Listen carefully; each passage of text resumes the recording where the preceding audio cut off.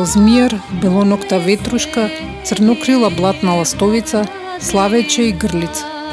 Им завидуваме на супер моките да летаат, сакаме да ги слушаме кога гугаат, пеат и црцарат. Знаеме додуши да им ги рушиме гнездата, да ги заловуваме или на друг начин да се замешаме во нивните напуспокојни животи. Птиците се моќен символ во човечката култура, но сепак најубави се во живо, кога само ги гледаш без да знаат дека си тука.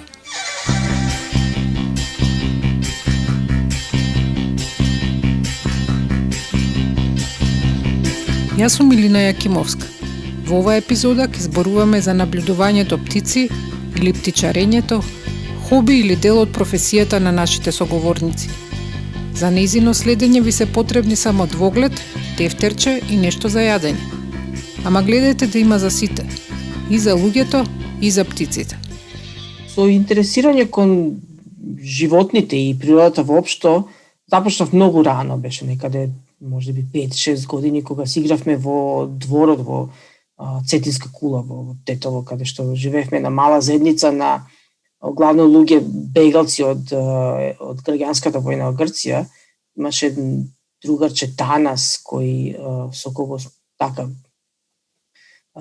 собиравме бубачки по дворот и од тука почна некакво интересирање за природата. Ова е гласот на Илија, физичар кој живее во Бостон, далечната Америка. Таму, како птица преселница, свил гнездо пред повеќе од 20 години. Но животните и посебно птиците ги засакал најпрвин во родната Македонија.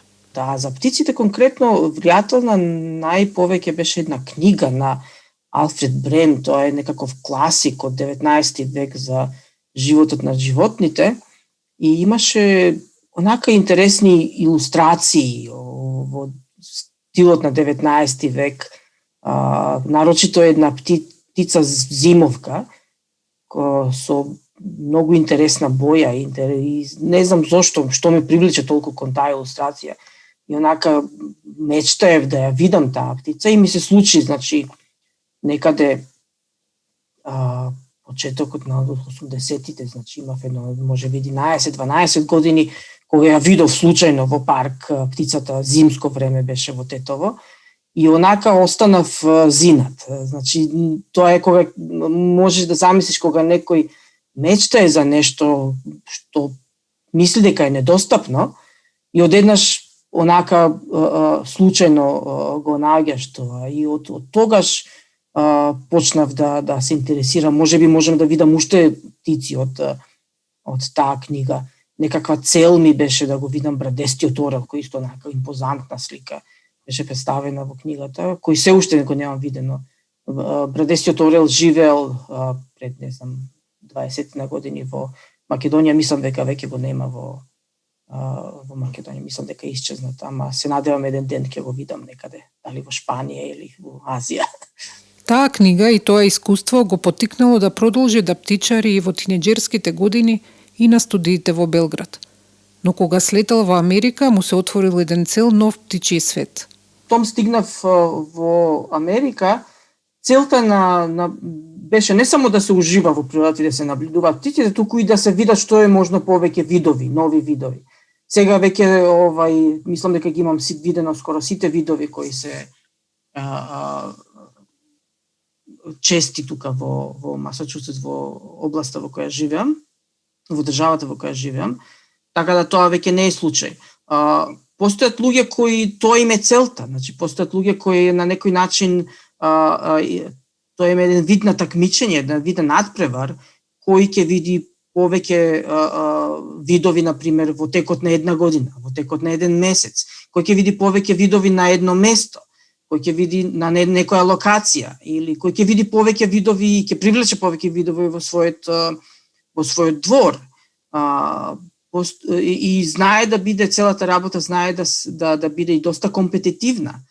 Аматерските познавања за птиците успел да ги прошири со финта, да се приклучи на јато орнитолози на својот универзитет и да следи таков предмет.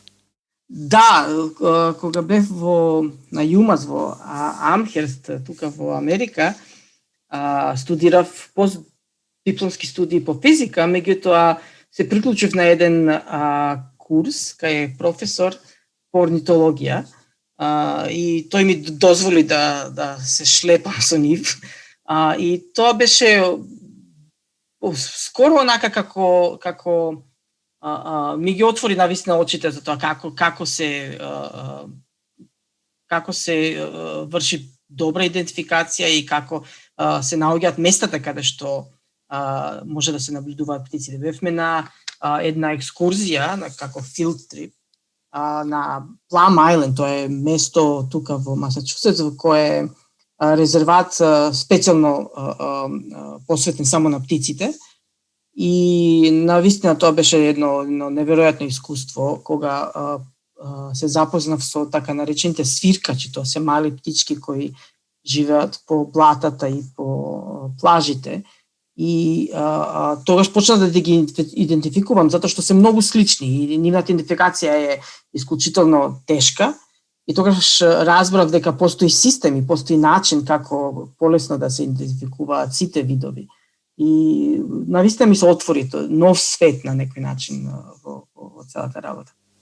Сепак за Илија најинтересните локации за птичарење се тропските, поради големиот обем на птици и најразличните видови кои не може да се сретнат на други места. Да, најинтересните места каде што сум бил се тропските. Мислам, тропските предели се неверојатни затоа што таму биолошкиот диверзитет е огромен. Значи, ако вие, не знам, во Масачусетс или во било кој дел на Северна Америка, годишно може би ќе видите 100, може би 200 птици. Таму по третиот ден веќе имате 100 или 200. Мислам, луѓе одат во Костарика со добар водич и последна недела можат да видат по 400-500 видови. Тоа се вкупниот број на сите птици во Европа, например. Значи, тоа е неверојатна работа. Тоа, како што велат американците, во тропските предели птичарите се чувствуваат како киди на candy store. И таа една екскурзија што направи во Костарика ми значеше навистина многу. Беше неверојатно искуство. Претходно бев во Мексико, исто во Мексико беше многу интересно, во Јукатан, каде што најголем број на птици се ендемични за Јукатан, значи ги има само таму, никаде во светот, и на Карибите. Мислам, исто така е јако добро да се... Јамајка, например, наистина многу ми се допадна трипот таму. Од птиците кои се најинтересни што сум ги видел, некои од птиците кои се најинтересни сум ги видел всушност тука некаде каде што живеам.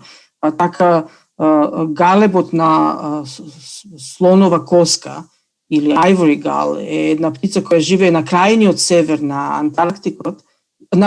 Арктикот, се извинувам, која една година се појави тука во Масачусетс и имаше огромни групи на птичари кои доаѓаа од далеку да ја видат таа птица. Исто така северната јастреб сова, мислам, ми беше една птица која сум ја видел, исто така од далекиот север, која е необична. Други од тропските птици во Доминиканска република, например, тоди, тоа е мало птиче, во Костарика имам, мислам, сум видел, например, троокресна звонарка, која е навистина фантастична птица заради начинот на кој пее. Значи, нејзината песна е нешто необично, звучи буквално како некакво звук на звонче кој е направен од некаков синтесајзер, буквално така звучи.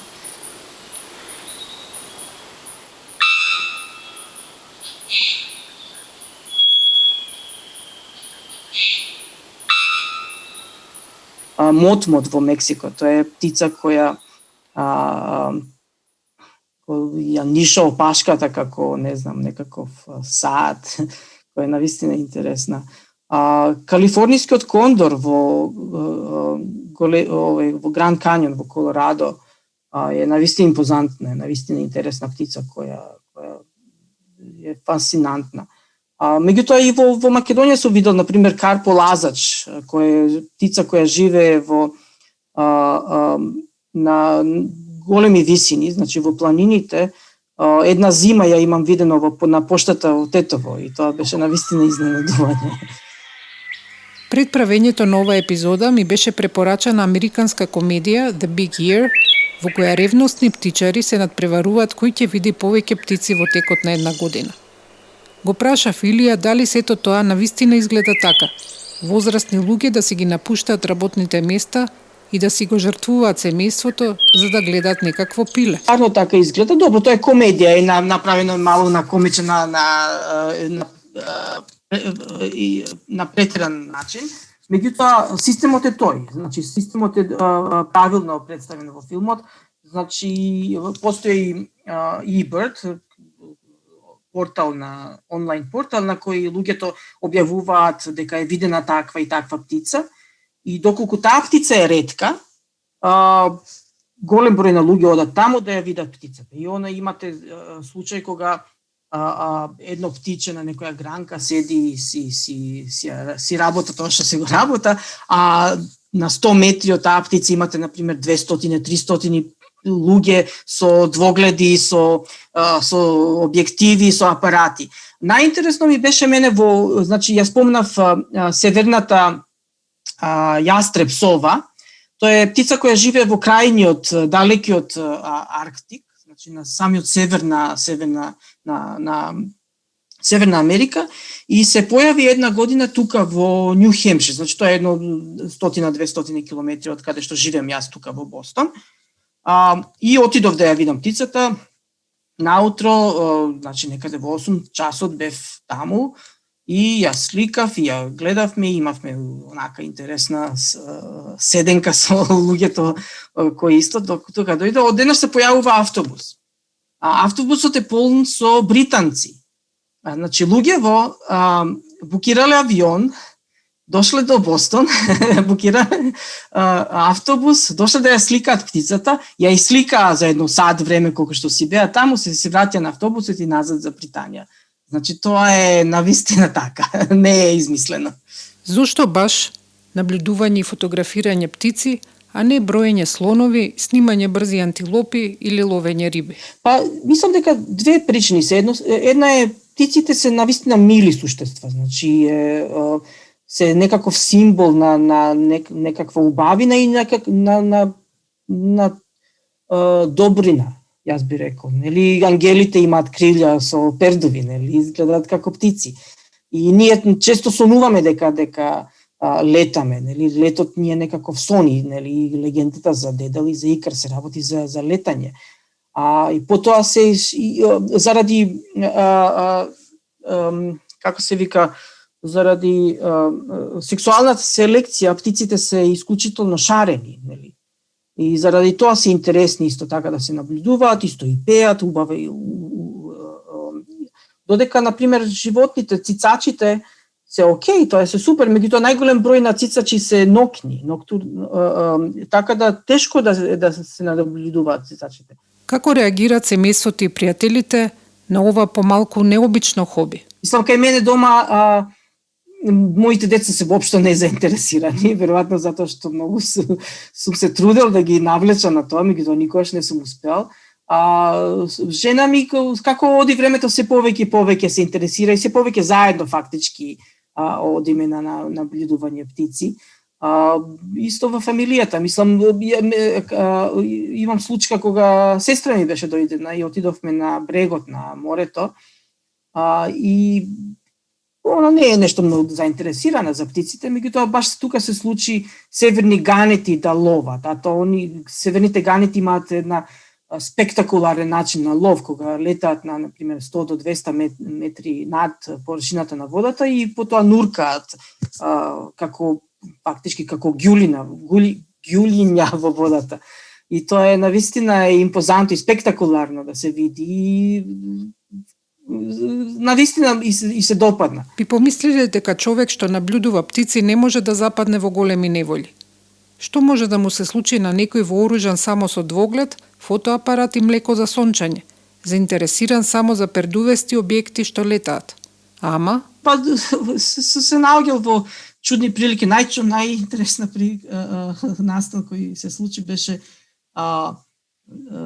се обидував да видам нов вид за мене, тоа е Вилсонов шлјука, на некое поле во некаква нива која беше онака оградена и многу ми беше битно да видам шлјуката, зашто би било прв пат во животот. И отидов, влегов натре, тоа беше некаква фарма со некакви штали, и имаше некаква пријавница, и одам на пријавницата и прашувам дали можам да влезам во фармава да ги видам птиците. И во пријавницата стои полицаец, ми вели, господине, ова е затвор. И јас каков затвор? А јас не го разбрав, или дали не го перцепирав на правилен начин. Велам, па добро, нема врска, јас ќе видам птицата, ќе си излезам назад. Инсистирам да влезам во затвор. Он ме гледа вака, ама ова е затвор. И после сватив дека тоа е некаков дом за корекција на затвореници. Да, поправен дом, каде што затворениците фактички работаат на фармата и на тој начин, не знам, се ресоциализираат и така. Тоа беше доста онака. Бога ми си направил доста голема жртва на птици. Се направил доста, може да се ме задржат како Не резидент знам за жени птичар. дали си правил жртви, ама за птица очигледно си спремен. Сигурно, да, тоа не станува збор. Следната приказна вклучува малку поинакви и поопасни животни, што не летаат, туку живеат во вода. Да, тоа беше во Коста Рика, во Национален парк Карара. Отидов на пријавница и човекот што, значи, шумарот таму на пријавницата, ренџерот, ми вели, нема да можеш ти да одиш во Националниот парк сега, затоа што е доста касно, ќе те фатим рак и така натаму. Јас му велам, добро, може да пробам. И тоа ме гледа, вака ме мерка, вели, каде ти е колата? И јас му покажувам каде ми е колата и ја гледа колата и вели, имаш кал на колата, добро, окей си ти. Значи, тие што имаат кал, тие се, значи, авантуристи и ќе преживеат. Ако ми беше чиста колата, ќе проценеше дека не сум за Националниот парк. Елем, влегов во Националниот парк и ги видов птициве, меѓутоа навистина почнав мрак да ме фаќа и тоа е неверојатно колку брзо се стемнува, нарочито во тропските предели, значи во 6 сатот како некој да го исклучил светлото. И одеднаш почна да се смрачува и сакав да пробам на пократок пат низ да навлезам во една рекичка, не беше многу голема река, меѓутоа требаше бидам некаде до колена во вода и во тој момент се сетив дека всушност на влезот на таа рекичка во морето е едно од чувените места каде што се собираат крокодили. И заради која причина не би имало крокодили и тука во оваа мала рекичка. И така тоа беше момент кога навистина онака ме стрефи, се исплашив на некој начин. Ама добро, успеав на крај да излезам од шумата иако беше мрак.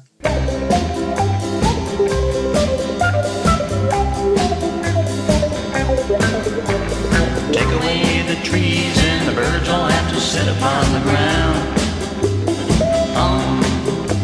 And take away their wings and the birds all have to walk to get around. And take away the bird dance and dirty birds will soon be everywhere. Take away their feathers and the birds will walk around in underwear. Take away their, and the birds will have to whisper when they sing. Chirp, chirp. And take away their common sense and they'll be headed southward in the spring. Oh, Melody, my darling, when spring is in the air and the bald-headed birds are whispering everywhere when you see them walking southward in their dirty underwear. That's Tennessee bird walk.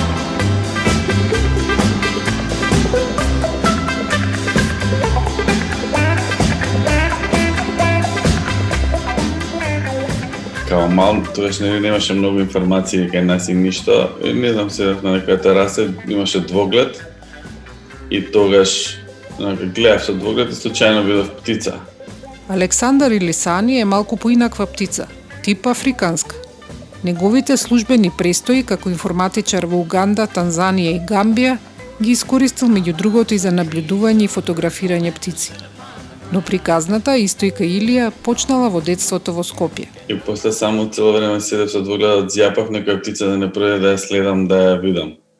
И тоа ми дојде како момент, моментален беше тој, пошто немав дома двоглед, кај што бев таму имаше и ми беше интересно. И нема везе, после тоа немаш нити информации, нити ништо, тоа време без интернет, без ништо беше, мали бевме. И вториот момент беше пред не знам колку, 5-6 години, кога отидов у...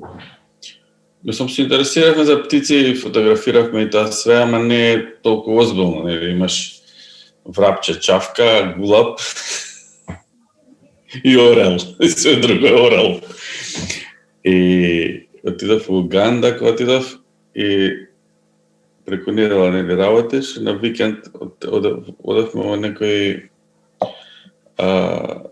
парк. И сега по пат, кога се возевме со возачот, и гледам низ прозор од колата и гледам толку многу птици, толку различни птици до патот. Мислам, кај нас нема толку многу птици, као количина. И тогаш така ми дојде поовакво и имаше книга тука у колата, таеше за идентификација на птици и тогаш ми светне. Тука више ми почна тоа интересот и кога се вратив одма купив книги, нарачав од тие Collins Bird Guide, такви некои. И почнав да се интересирам поише и тука влезе Гален, средниот син што ми е со неговиот интерес и почнавме заедно да ја бркаме работата и да шетаме ностоп, ја фотографирам, он гледам, ги познавам многу убаво и така, тимски. А еве го и срамежливиот Гален. Знам сипка, знам врапче, знам орел, златен орел и црн мршојадец знам перегрин, фалкон знам кулап, знам чавки пуно и тоа. Знам многу поише, ама не можам сите да ги кажам премногу. Приказната на Сани од Уганда се сели во Танзанија со поинтензивно наблюдување и фотографирање на за нас екзотични видови. Сани споделува и совети и раскажува зошто е најтешко да се сликаат мали птици. Во Африка, значи, 2017 кога бев у Аруша, значи првата недела нели доаѓаше, сместуваше се тоа и после работа 4 сат 5 искачам со апаратот околу куќата кај што живеев, во радиусот да речем 500 метри, максимум километар радиус. Првиот денисликав, не знам, може 50 на видови.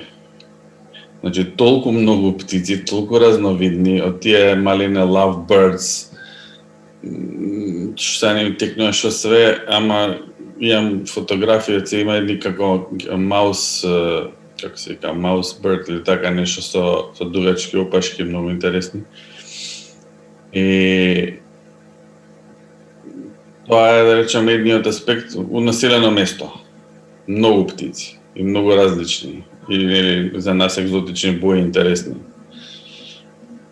После кога отидов исто таму во национален парк, таму Тарангире, таму па уште поише поголеми птици. Значи, ова зборам за мали до средни птици, прво. Второ, поголеми птици, до орли, секакви орли. Батлер игл,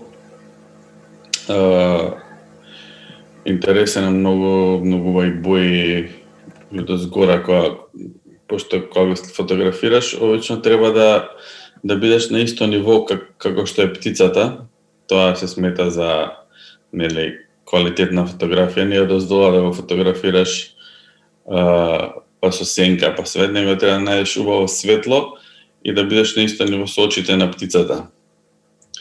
И ако е убаво светлена и те гледа или се гледа окото убаво, тоа се рачуна квалитетна фотографија од птица. И затоа се качуваш обично на нека повисоко место и кај што вртат таму имаше баш во Тарангира паркот се вика. Можам да ископам фотографии околу таа, речам, ридот, вртат, кружат од мршајаци до орли, до разни други птици. И ти седиш одозгоре и само со фотоапаратот ги ловиш. И си правиш интересни игри, возбуди. Многу интересно, например, да фотографираш ластовички. Се мали и брзо летаат и не можеш да ги фотографираш. И сега тоа е предизвик. Кои сетензи да наместиш, па светлото дали ти се погодило, па врнало, не врнало, облачно ако е, не можеш да овако брзо да ја фатиш во лет и да направиш добра фотографија многу тешко.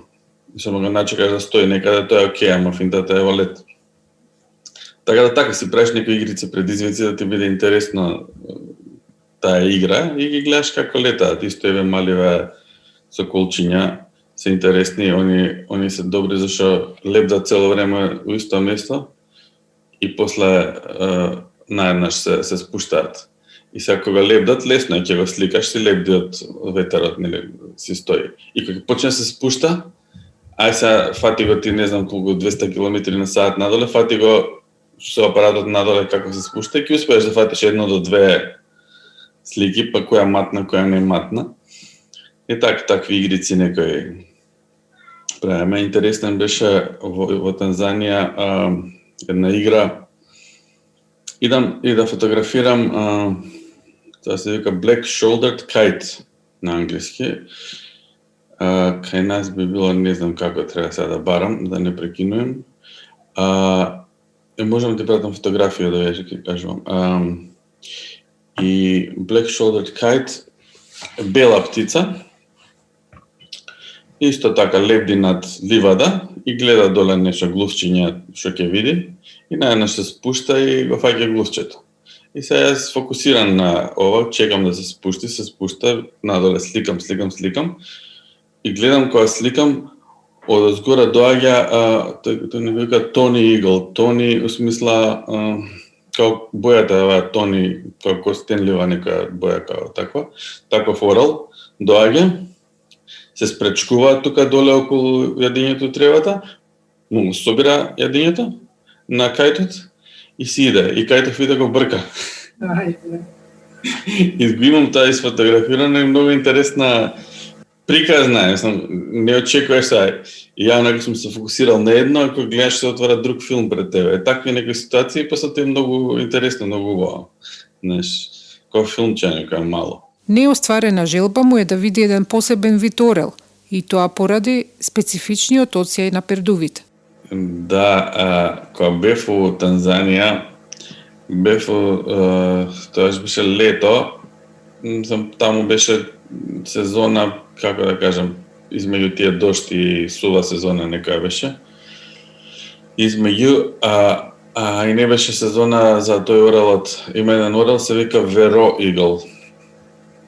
Тој е црн, значи орел и е многу убав, нели као форма, као силуета, као и кога ќе удри сонцето на него на пердувите се прави нели као виножито боите како пример као гавран, ама гавранот е по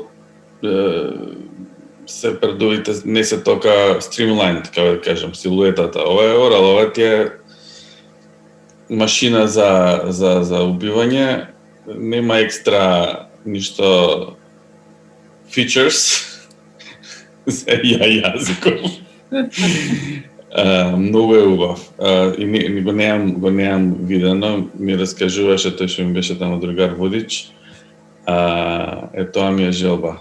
И тој како Илија има анегдоти за птичарење во поднаводници дивата Македонија и за пријателства со питомите и прилично амбициозни локални африкански наблюдувачи. Екзотично нешто што сум видел во Македонија, е битно, оспреј.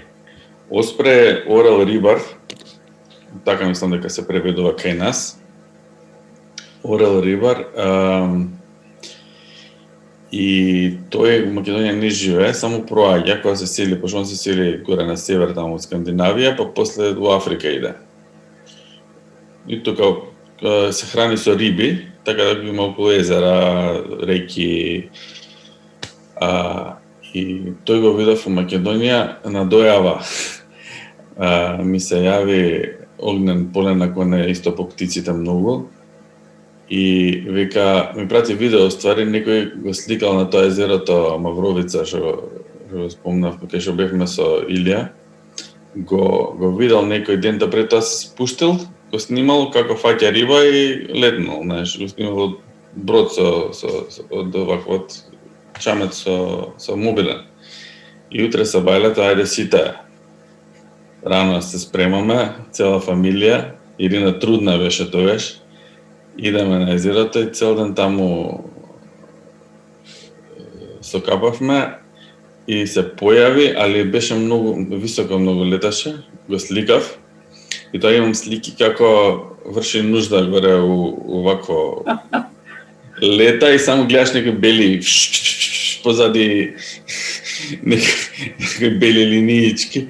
Викам, кај фатив тоа да што јадал дента пред тоа. Јасно го искажал своето мислење за вашите сликање. Да, само да далеко беше и не се спушти, го чекавме цел ден. А меѓу време, пошто речем околу пладне и тие сати не е многу, не се активни, или са бајле или навечер, пред системни. Тргнавме пак на кај тоа селото Орел, да видиме таму на карпите, случајно да не има некој. И сега гледам ја на Google Maps, вака, тук 3 километри е линија, супер, знаеш. Идеме со кола, обична кола, како се вика, градска, знаеш. И доаѓаме на некој пат тракторски, што не е користен цела сезона. Значи имаше дрва пораснати на него. И ја возам и сега сум тргнал и не имаш хинат или не вика застани и се вратиме. Не викам 3 километри ќе пројдеме, знаеш. И возиме дрво, газам, колата од страна изгребана целата и доаѓаме до една као рекичка малечка и сега не си сигурен да не заглавиш, знаеш. И јас имам залет и ќе ме убие. Тоа се каравме, знаеш, кај тоа ја инат, деца позади чутат страф и ме деш се карам. И пројдовме на дупката и стигнавме до селото. И влегуваме во селото и двајца не гледаат вака. Од кај дојдовте вие? Викам, по тој тракторскиот пат, што е стариот. Па како пројдовте, вика? Абе има нов пат асфалтиран сега, вика, знаеш. И еднака тоа ми беше лекцијата. Ама не ги видовме орлите, не беа таму, ги нема со години. Сега, еве ти анекдота интересна, да. Ова пак од Танзанија е. И сега викенд беше сабота, искачам од Сабајле, викам, нема барете на моите, идам, знаеш. И сега пешки од кај што живеев и шетам по околината колку што можам далеко да стигнам и фотографирам птици по патот. И видов тама едно бувче, тие бисерни бувчиња кај нас ги има, малецки се. Како со точкици како бисери.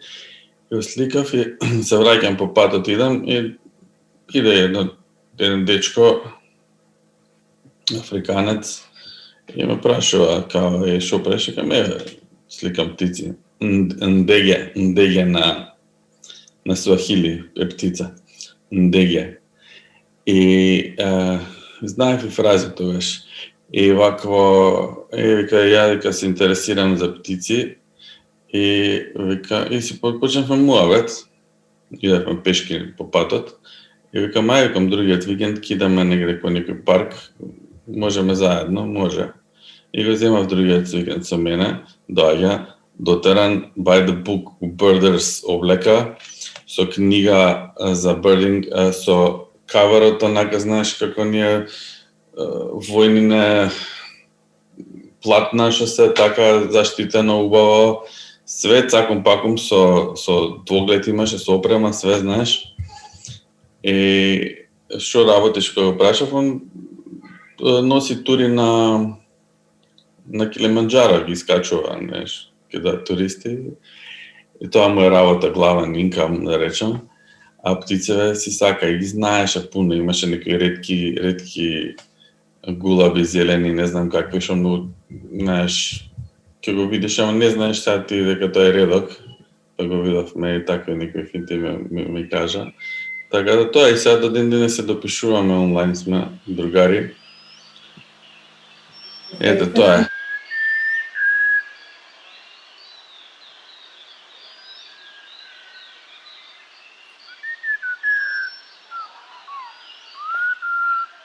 Сиво февруарско утро, 5 наутро. Девојка стои на зборно место во целосна птичарска опрема. Кафето во термосот е уште топло, а колачите грижливо завиткани во салфетки.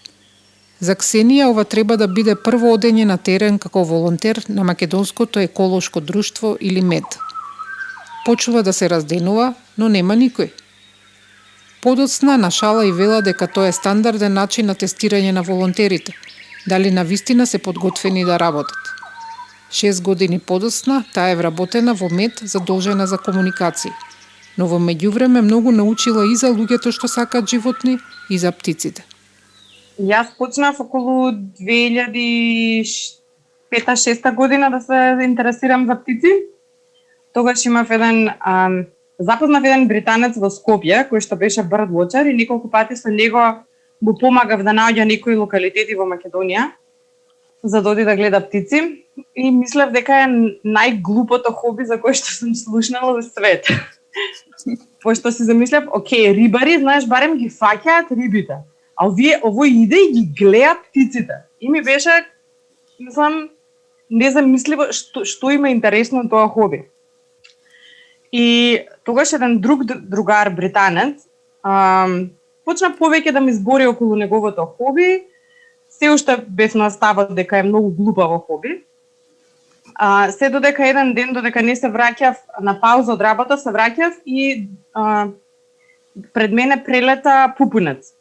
Сега пупунец е помаранџасто бело црн, не можеш да го утнеш, птицата е многу маркантна и има лет сличен на пеперутка, значи не е како различен е малце летот, повеќе е како на кука и дрвците, не е како на обична птица.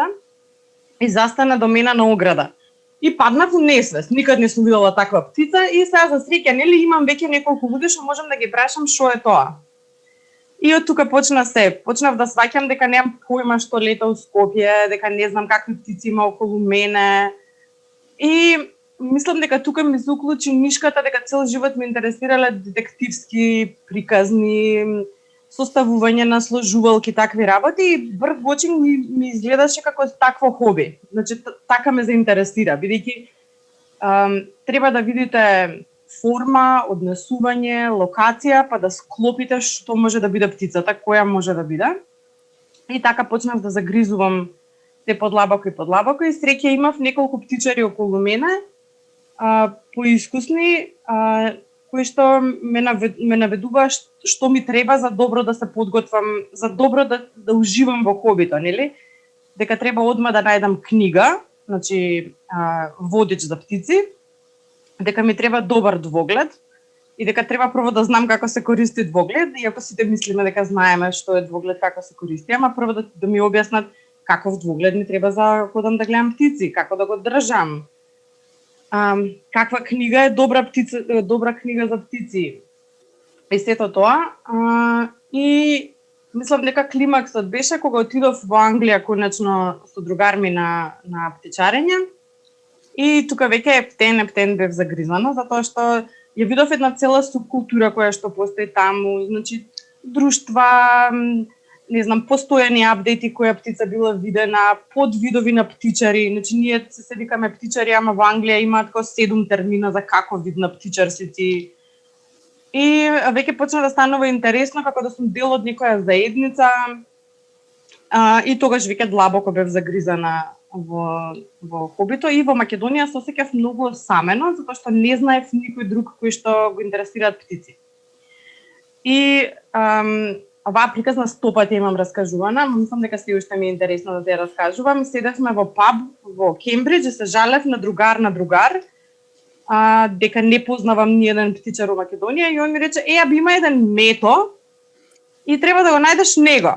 Сега Македонија е мала, ама пак не беше лесно да најдам еден мето. И како што бива нели кај нас на една журка, со друштвото ме заебаваше дека пак сум била да гледам птици. И еден другар вика: "Ја имам еден другар што гледа птици, се вика Мето." И тука се споивме, тогаш сватив дека Мето не е само птичар како мене, него дека е орнитолог и дека всушност тоа му е работата и дека работи за Македонско еколошко друштво. Ксенија ја запознав кога во градскиот парк во Скопје се организираа тури за птичарење. Ни дадоа двогледи, мапа со птици кои требаше да ги заокружиме доколку ги видиме и не поделија во групи со водичи. Од тогаш имаат поминато 3 години, но се уште се сеќавам на чувството на откривање на цел еден нов свет, кој до тогаш сум го игнорирала. Веќе никогаш не прошетав низ паркот без да циркам по гранките и да ги наслушнувам звуците. На сличен начин, птичарењето за Ксенија значило запознавање на сопствената земја. Мене ми беше све ненормално интересно, пошто прво Македонија не ја знаев. Како типично скопјанка, понасочена бев на шетање на светот, него да си ја открием државата. Ги има видено Охрид, Маврово, Преспа, толку. И одеднашка открив цело овче поле, го открив Мариово, планините и бев забезекната што не сум знаела. Така отприлика се разбираше моето хоби. И Данка е вработена во мед, но за разлика од Ксенија, која е англист со диплома и од бизнес менеджмент, таа е биолог, односно еколог. Незината љубовна приказна со птиците вклучува мршојаци и смрдливо месо. Уште еден тест и волонтерска иницијација. Мојата љубовна приказна беше малку потрадиционална, пошто доаѓам од екологија насоката од ПМФ. И мислам, јас кој дете од секогаш бев со сите животинки што може буквално, мислам, се што можеше да се фати, да се види поблиску, сакав да биде да го имам во раце да го видам, така да знаев дека како така некој ќе завршам, ќе работам со или ќе имам некаков дел од животот ќе посветам на биологија. Отидов на екологија смерот и веќе во втора година имав интерес за, се мисля веќе што ќе ми биде дипломска и бев воодушевена од идејата за еволуција и мислев дека многу е интересна тема за дипломска, да направам тема за како еволуирале боите на птиците низ цел свет. Тоа е многу голема тема, што за дипломска не се опфаќа. И знам дека кој спомнав на професорката што работи еволуција и ми вика ако сакаш има едно друштво, ова е друго едно друштво, што работи со птици, ако сакаш, види дали ќе се пронајдеш таму. Отидов во тоа едно друго друштво што работеше со прстенување на птици, ме примија, отидовме на прстенувачки кампови во Езерани. Интересно беше бидејќи реално можев да ги фатам птиците во рака. И после тоа буквално се сменија приоритетите на тоа друштво и јас вака останав као човек на почеток што веќе му дале нешто интересно, убаво дека ќе може да работи и наедно што го одзима. Ти си ваков као што ќе правам сега. Ама па за моја среќа на портата на еден од поглавните мои професори на смерот на екологија видов еден оглас кај што пишуваше Македонско еколошко друштво, програма за зачувување на мршојаци во Македонија, бараме волонтери. И јас ваква као готово, кај да одам, кај да се обратам, да влегувам, прашувам кај професорот. За моја среќа професорот е сегашниот председател на друштвото, тогашен мој асистент и секретар на друштвото, така да ми упати пак кон истиот човек кој што го спомна Ксенија, кон Мето. Се запознавме, почнавме да одиме на терен и почнав исто како волонтер, првенствено во оваа програма за зачување на мршојаци, која што подразбираше одење на терен и следење на мршојаците што се среќаваат на веќе познати локации. Покрај тоа што одевме за да наблюдуваме кои видови се среќаваат, колку често, колку се на број, што прават, дури се движат во нивните територии. Имав и активност за прихрана, значи буквално носевме, одевме во кланици околу Велес, па ги носевме на местата кај што знаеме дека се собираат да јадат. И така беше прилично интересно искуство, што мислам дека не секој може би, ако не стварно сака да го работи тоа, би се нафатил и би продолжил да го работи. Ова од искуство го кажувам, пошто знам дека дури јас почнав како волонтер во МЕД со оваа програма. Неколку луѓе пројдоа во истите тие фази како волонтери и заради една или друга причина, или можеби единствено заради мирисот кој што беше малку специфичен, се не останаа да волонтираат. Во англиското говорно подрачје има богато развиена терминологија. И за птици кои ги нема во Македонија и за кои се мачиме да најдеме превод, и за различните активности поврзани со нив. Твитчери се, например, луѓе на кои им е битно да видат што повеќе видови, да ги штиклираат на списокот без детално да ги проучуваат. Под наводници, обичните птици за некоја територија навредливо се викаат trash birds. МОБ е кратенка за Many Observers и се користи кога на одредена локација по дојава пристигнуваат голем број наблюдувачи. Како стојат работите во македонскиот? Не само што не достигаат зборови за видовите на птиците, не достигаат и зборови кои што нас не се потребни секојдневно поврзани со птиците. Како имиња за делови од перието, имиња за делови од телото на птицата, имиња за активностите на птиците. Значи, дали е на англиски има 3 збора за каква фаза има пилето додека е во гнездо. И ние кај нас ги прикрпуваме тие зборови, некако се договоривме кои ќе ги користиме, ама се уште јас не сум сигурна точно кој кога се употребуваат, дали баш така се договоривме. Значи, не достига организирано работење на проблемот и веројатно би ни требал некој лингвист да ни помогне во целата потрага по вистинските македонски зборови. За многу од птиците се собрани народните имиња и тие се тие кои што сме решиле дека ќе ги користиме како народни имиња. За некои од птиците се уште се наоѓаат народни имиња кои што многу добро одговараат на птицата, односно се забележува дека македонецот кој што го измислил името ја разбирал птицата, како што порано нашите предци биле многу поблиски со природата и името кое што го дале на птицата многу одговара. И тие се многу возбудливи имиња такви кои ќе најдеме, кога не се само преведено латинското име македонизирано. Еден од примерите сега скоро што го спомнавме во групата беше дека го викаме египетски мршајадец и така ни е заведен како тоа дека му е официјалното име кое што го користиме како наредно, а во Македонија си има многу убаво име Кања. Има позитивен пример со добро име ставено на птицата кој што спомна Ксенија, со пупунецот што исто го спомна претходно. Бидејќи буквално го имитира звукот што го прави птицата кога се огласува. Баш вака како пу и пупунец. Мислам, луѓето многу едноставен пристап имале во давањето на имиња. Ами и латинското е такво, и латинското е со имитација на звукот. Да. И англиското исто. Ксенија има омилено пиле, но и такво што многу ја нервира. Свиларче тоа ми е едно од најубавите птици кои што имам видено, пошто има неверојатно слевање на боите на незиното тело. Не се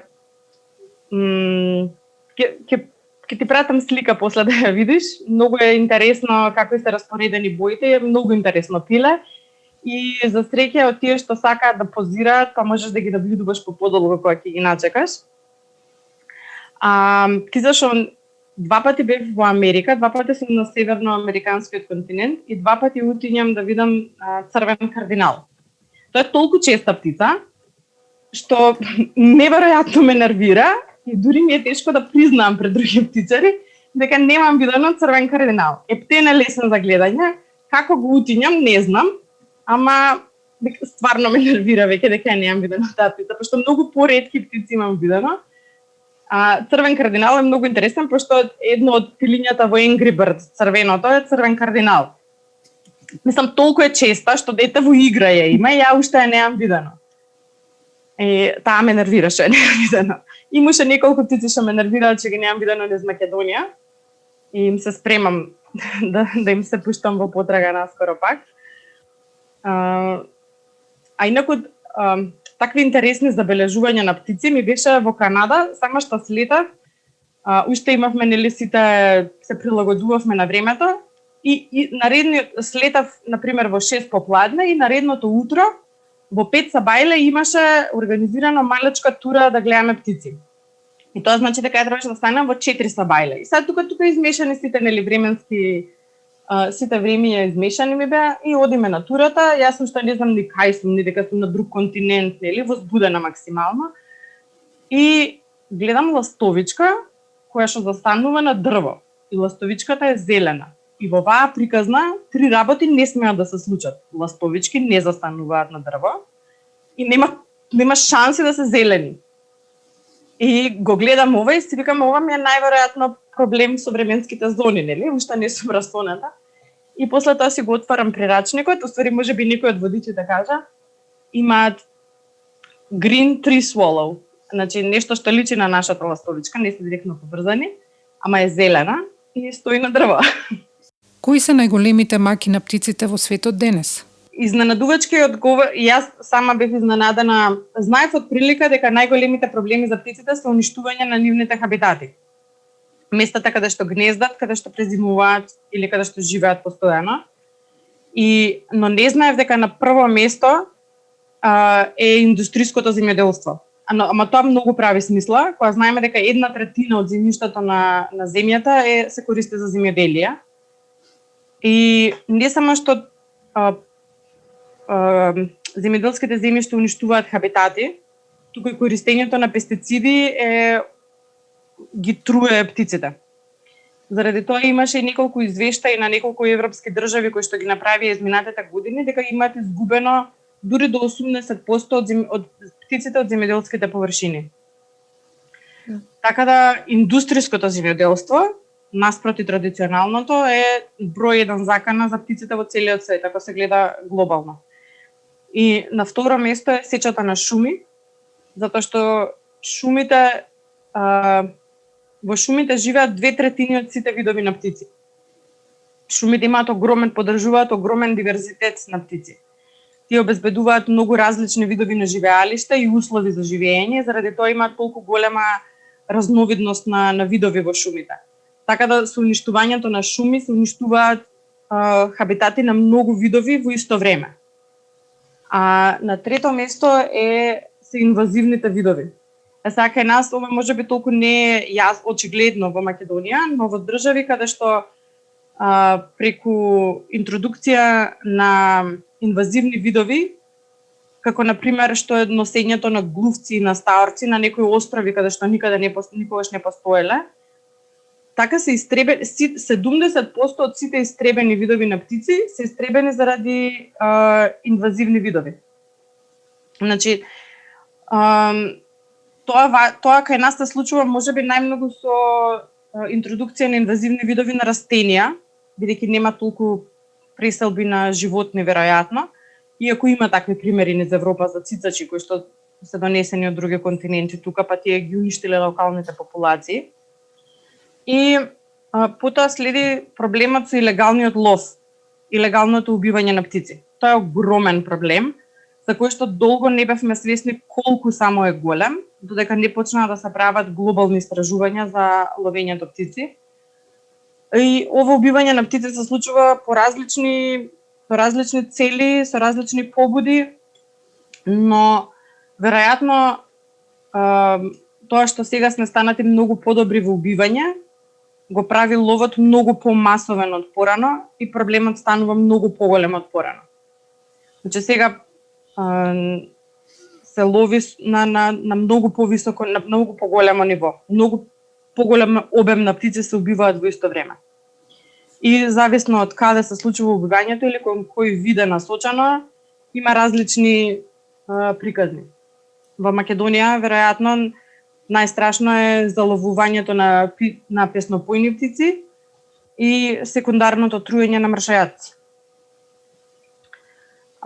И после тоа следат климатските промени. Голем дел од овие проблеми важат и за Македонија, но ситуацијата според Анка може и да се влоши во иднина. Но искуствата во Европа, кои што Ксенија ги спомни, не само во Европа и во светот, дека птиците што се врзани со земјоделски површини бележат најголем опад на бројност и губење на цели видови од различни региони. Така да тоа за тоа сме сведоци и ние. И единствено нешто што мене лично не ми се као не сакам да се случи ако и кога ќе влеземе во Европска унија е за практикувањето на таа Common Agricultural Practice која што претендира кон преоѓање на големи земјоделски површини да се обработуваат униформно, да нема посеви од страна, да нема меги, каде што може да се кријат птици и некои такви работи, туку се да биде големо со брзо да се обработува, многу да произведува и така натаму, и тоа често носи не само користење на многу пестициди кои што исто малте не се слични како отровите во однос на нивното влијание во животна средина и природа, туку и тоа дека се нема простор за други хабитати да се развиваат, туку тоа е само еден тип на униформен хабитат што на англиски се вика полдер. Илија пак го спомнува необичниот случај со њујоршкиот фармацевт по име Јуџин Шифелин, кој не сакајќи предизвикал природна катастрофа со тоа што во Централ парк во Њујорк ослободил 60 сколовранци увезени од Европа. Ова било дел од негов поамбициозен план да ја донесе на американско тло секоја птица која се спомнува кај Шекспир. Да, секако има проблеми и проблемите најповеќе кај птиците се губење на стаништето, на хабитатот. И секако има нијанси. Значи, некои птици фактички ширењето на луѓето и на урбаната средина им одговара. Значи, тоа е домашното врапче, тоа е нашето врапче кое најчесто се наоѓа во градовите во Македонија. Фактички се расшири низ целиот свет. И тоа е инвазивен вид кој некаде дури е проблем затоа што ги потиснува домашните видови. Слично се случува со сколовранецот, например, кој интересно се расширил низ Америка многу брзо, се расширил со тоа што некој човек кој сакал сите птици од што се спомнати во Шекспир да бидат присутни во Америка, ги донел сколовранците во Америка и ги пуштил во Централен парк во Њујорк. Сега имаме сколовранци низ цела Северна Америка. И тоа е значи еден проблем кој домашните, значи нативните видови го имаат, а тоа е потиснување на нивниот вид од странски видови. Тоа нарочито е изразено на пример на Хаваи. На Хаваи е скоро 80 до 90% од птиците фактички се потиснати со видови кои се увезени на некој начин од луѓето, најчесто од Азија. На Хаваи, например, глобалното затеплување прави огромен импакт.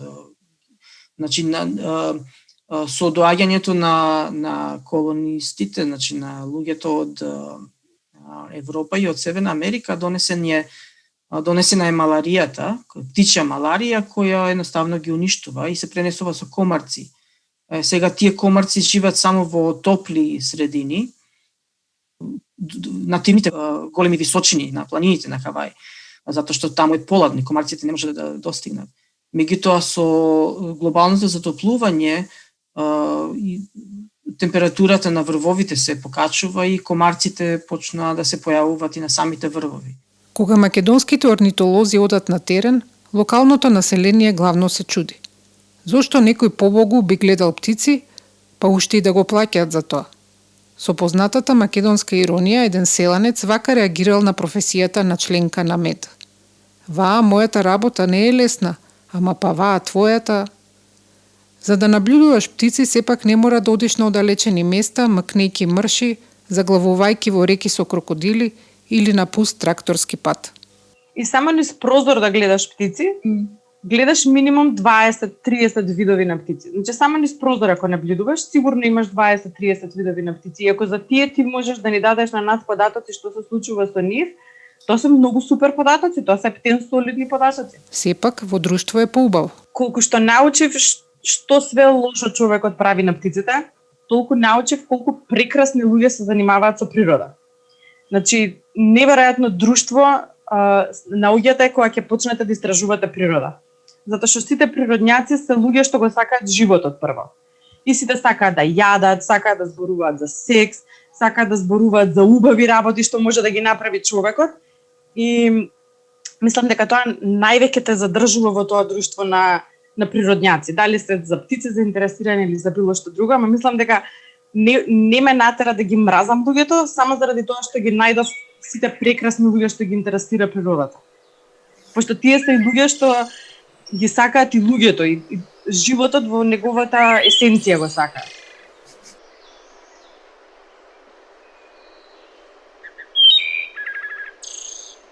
Птиците во уметноста ја символизираат слободата, но и припадноста на јатото, она големото јато на живи суштества во кое спаѓа и човекот. За нивна разбирачка е потребно малку, како што велат и стиховите на Радован Павловски. И птица шарена од далечна земја, заморена и гладна, на мојата трпеза нека слета. Нека си земе трошка леп и нека полета.